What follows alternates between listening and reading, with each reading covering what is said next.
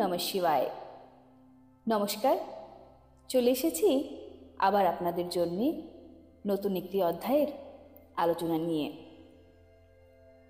তাহলে চলুন আমরা আজ শিবপুরাণের দ্বিতীয় সংহিতা অর্থাৎ রুদ্র সংহিতার প্রথম খণ্ডর ষষ্ঠ অধ্যায় জেনে নিই। মহাপ্রলয়কালে কেবল সৎ ব্রহ্মের অস্তিত্বের প্রতিপাদন, সেই নির্গুণ নিরাকার ব্রহ্ম হতে ঈশ্বর মূর্তি সৃষ্টি হওয়া, সদাশিব দ্বারা স্বরূপভূতা শক্তি প্রকটীকরণ, এই দুইয়ের দ্বারা উত্তম ক্ষেত্র কাশী বা আনন্দ ভবনের প্রাদুর্ভাব, শিবের বামাঙ্গ থেকে পরম পুরুষ বিষ্ণুর আবির্ভাব ও তার প্রকাশ থেকে ক্রমশ প্রাকৃত তত্ত্বের উৎপত্তির বর্ণনা। ব্রহ্মা বললেন, ব্রাহ্মণ দেবশিরোমণি, তুমি সর্বদা সমস্ত জগতের হিতেই ব্যাপৃত হয়েছ। লোকের হিতকামনায় অতি উত্তম বিষয় জিজ্ঞাসা করেছ, যা শ্রবণ করলে সমগ্র লোকের সমস্ত পাপ ক্ষয় হয়ে যায়। আমি সেই অনাময় শিবতত্ত্ব তোমার কাছে বর্ণনা করছি। শিবতত্ত্বের স্বরূপ অত্যন্ত উৎকৃষ্ট ও অদ্ভুত। যখন সমস্ত চরাচর জগৎ বিনাশপ্রাপ্ত হয়েছিল, সর্বত্র শুধু অন্ধকারাচ্ছন্ন ছিল, সূর্য দেখা যেত না, চন্দ্রও নয়, অন্যান্য গ্রহ নক্ষত্রিত দেখা পাওয়া যেতই না, দিন হতো না, রাত্রিও নয়, অগ্নি, পৃথিবী, বায়ু এবং জলের কোনো অস্তিত্বই ছিল না। প্রধান তত্ত্ব রহিত শুধু আকাশ শূন্য ছিল, অন্য কোনো তেজের উপলব্ধি হতো না, অদৃষ্ট ইত্যাদিরও কোনো অস্তিত্ব ছিল না, স্পর্শ শব্দর অভাব ছিল, গন্ধ ও রূপেরও কোনো অভিব্যক্তি ছিল না, রসেরও অভাব ছিল, দিকসমূহের অভাব ছিল। এইভাবে সর্বদিকে নিরন্তর সূচিভেদ্য ভয়ানক অন্ধকার ব্যাপ্ত হয়েছিল। সেই সময় তৎসৎ ব্রহ্ম, এই শ্রুতিতে যে সৎ শোনা যায়, একমাত্র সেটি অবশিষ্ট ছিল। যখন এই, সেই, এরূপ, যে ইত্যাদি রূপে নির্দিষ্টকারী ভাবাত্মক জগৎ ছিল না, সেই সময় একমাত্র এই সৎই অবশিষ্ট ছিল, যাকে যোগীগণ তাদের হৃদয় আকাশের মধ্যে নিরন্তর অবলোকন করেন।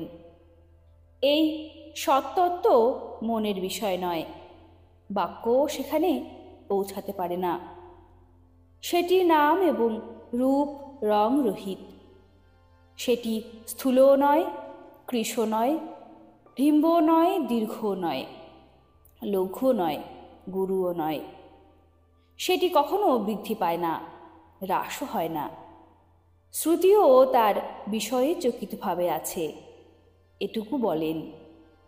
অর্থাৎ তার অস্তিত্বটুকুই শুধু নির্ধারণ করতে পারেন, তার কোনো বিষয়ে বিবরণ দিতে পারেন না। সেটি সত্য, জ্ঞানস্বরূপ, অনন্ত, পরমানন্দময়, পরম জ্যোতিষ্ক স্বরূপ, অপ্রমেয়, আধাররহিত, নির্বিকার, নিরাকার, নির্গুণ, যোগীগম্য, সর্বব্যাপ্তি, সকলের একমাত্র কারণ, নির্বিকল্প, নিরারম্ভ, মায়াশূন্য, উপদ্রব রহিত, অদ্বিতীয়, অনাদি, অনন্ত, সংকোচন, বিকাশশূন্য এবং চিন্ময়। যে পরব্রহ্মের বিষয়ে জ্ঞান ও অজ্ঞানপূর্ণ উক্তি দ্বারা এইরূপ বিকল্প করা হয়, তিনি কিছুকাল পরে সৃষ্টির সময় এলে দ্বিতীয়ের ইচ্ছা প্রকাশ করেন। তার মধ্যে এক থেকে বহু হওয়ায় সংকল্প উদিত হয়। তখন এই নিরাকার পরমাত্মা নিজ লীলাশক্তির দ্বারা নিজের জন্য মূর্তি কল্পনা করেন।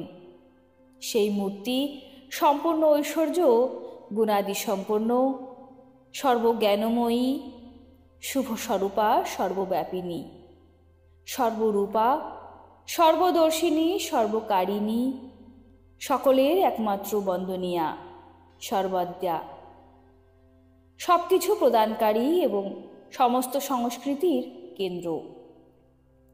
সেই শুদ্ধরূপিণী ঈশ্বর মূর্তি কল্পনা করে সেই অদ্বিতীয়, অনাদি, অনন্ত, সর্বপ্রকাশক, চিন্ময়, সর্বব্যাপী ও বিনাশী পরম ব্রহ্ম অন্তর্হিত হয়ে গেলেন। মূর্তিরহিত যে পরব্রহ্ম, তারই মূর্তি ভগবান সদাশিব। অবার্চীন ও প্রাচীন বিদ্বান তাকে ঈশ্বর বলেন। সেই সময় একাকী থেকে স্বেচ্ছানুসারে বিহারকারী সেই সদাশিব নিজের বিগ্রহ থেকে নিজেই এক স্বরূপভূতা সৃষ্টির শক্তির সৃষ্টি করেন, যা তার নিজের শ্রীঅঙ্গ হতে কখনো পৃথক হওয়ার নয়। সেটি পরাশক্তিকে প্রধান, প্রকৃতি গুণবতী, মায়া, বুদ্ধিতত্ত্বের জননী এবং বিকাররহিত বলা হয়েছে। সেই শক্তিকে অম্বিকা বলা হয়। তাকেই প্রকৃতি সর্বেশ্বরী, ত্রিদেব জননী, নিত্যা এবং মূল কারণও বলা হয়। সদাশিব দ্বারা সৃষ্ট সেই শক্তির 8টি হাত। সেই শুভলক্ষণা দেবীর মুখশোভা বিচিত্র। তিনি একাকী, তার মুখমণ্ডলে সর্বদা এক সহস্র চন্দ্রের কান্তি ধারণ করেন। নানা প্রকার অলঙ্কার তার শ্রীঅঙ্গের শোভা বৃদ্ধি করে। সেই দেবী নানা গতি সম্পন্ন এবং বহু প্রকার অস্ত্রশস্ত্র ধারণ করেন। তার উন্মিলিত চক্ষু পদ্মের মতো মনোরম, অচিন্ত তেজে তিনি পরিপূর্ণ। তিনি সকলের জনী এবং সর্বদা উদ্যমশীল থাকেন। একাকিনী হলেও মায়া সংযোগবশত তিনি বহু হয়ে যান। এই সদাশিবকে পরম পুরুষ, ঈশ্বর, শিব, শম্ভু এবং মহেশ্বর বলা হয়। তিনি নিজ মস্তকে আকাশ গঙ্গা ধারণ করেন। কপালে চন্দ্র শোভা পায়। তার 5টি মুখ, প্রত্যেক মুখে 3টি করে নেত্র। তার চিত্ত সর্বদা প্রসন্ন থাকে। তিনি 10 বাহু সমন্বিত এবং ত্রিশূলধারী। তার অঙ্গের প্রভা কর্পূরের ন্যায় শ্বেত গৌরবর্ণের। সর্বাঙ্গে ভস্ম মেখে থাকেন। সেই কালরূপী ব্রহ্ম একই সময়ে শক্তির অধীশ্বর। শিবলোক নামক ক্ষেত্র নির্মাণ করেছিলেন।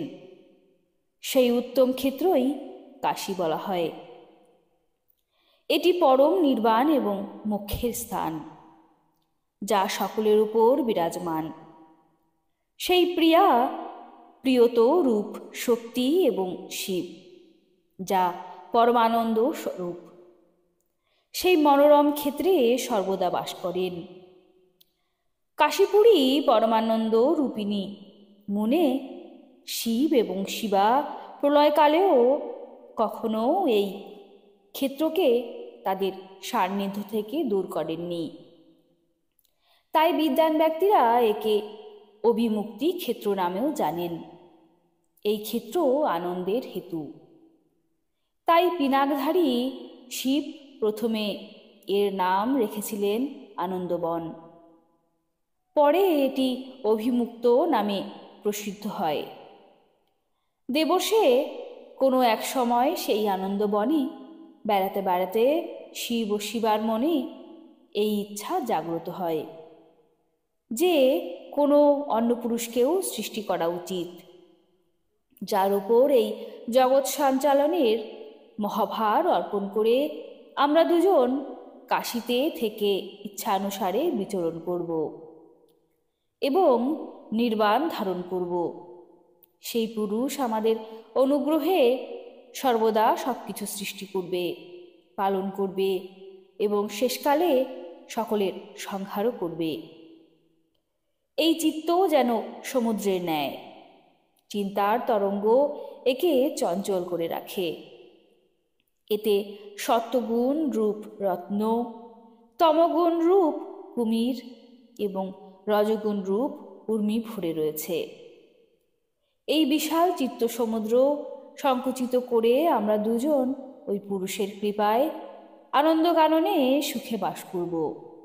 এই আনন্দবন সেই স্থান যেখানে আমাদের মনোবৃত্তি সর্বদিক থেকে সংকুচিত হয়ে এতেই লেগে আছে এবং এর বাহ্য জগৎ চিন্তায় আতুর প্রতীয়মান হয়।